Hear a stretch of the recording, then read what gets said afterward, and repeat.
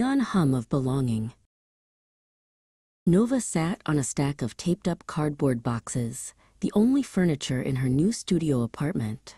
The air smelled of dust and possibilities, but mostly, it felt heavy. Outside, the city of Oakhaven hummed with a million lives she didn't know. The silence in the room was so loud, it made her ears ring. She clutched a lukewarm paper cup of tea, wondering if she had made a terrible mistake. Sleep wouldn't come.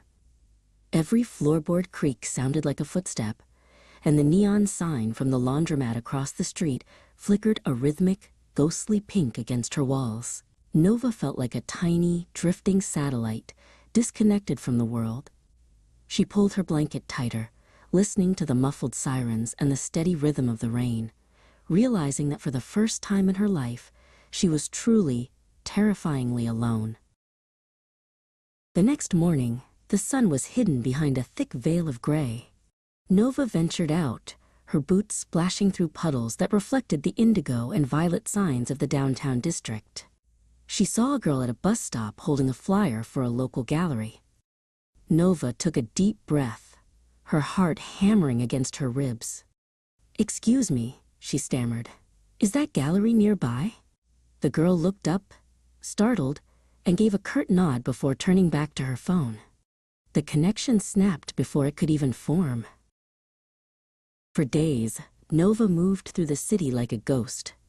She sat in parks where no one looked at her and walked through markets where her voice felt too small to be heard.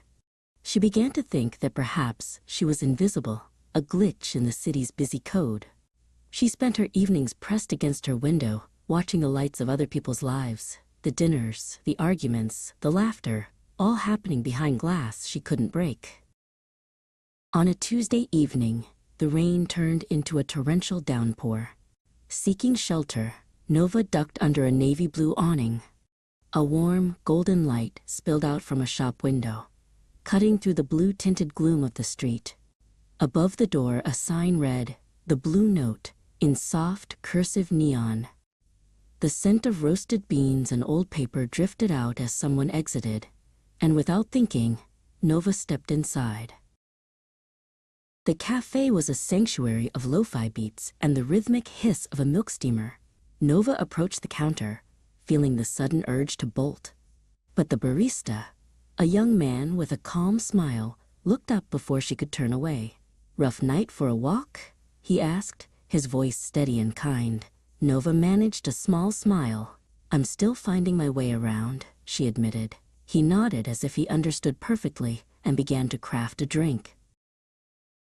Arlo handed her a mug topped with a perfect foam leaf. "On the house," he said softly. "Welcome to the neighborhood, Nova." He had seen her name on the library book she was clutching. Nova sat in a velvet booth in the corner, the warmth of the mug seeping into her palms. For the first time since she arrived, the cold knot in her chest began to loosen.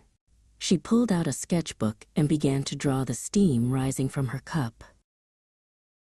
The cafe became Nova's anchor. Every afternoon, she returned to the same booth. Arlo would often stop by to see her progress. One day, he gestured to a girl sitting at the table next to her, who was surrounded by loose charcoal sketches. "Nova, you should see Maya's work," Arlo said, bridging the gap between them. "She's been trying to capture the neon reflections in the rain, just like you." Maya looked up and smiled, her fingers stained with graphite. "The light in this city is tricky, isn't it?" she asked. Nova felt a spark of recognition. They spent the next hour comparing techniques and complaining about the humidity's effect on paper. The conversation flowed easily, fueled by caffeine and shared passion. The invisibility that had haunted Nova for weeks finally began to fade, replaced by the solid reality of a new friend. Weeks later, Nova walked through Oakhaven, but she wasn't a ghost anymore. She shared a large umbrella with Maya as they headed toward the Blue Note for their weekly meetup. The neon signs didn't feel cold or alien. They were the landmarks of her home. The hum of the city was no longer a wall of noise, but a song she finally knew the words to. She was no longer just a satellite. She had found her orbit.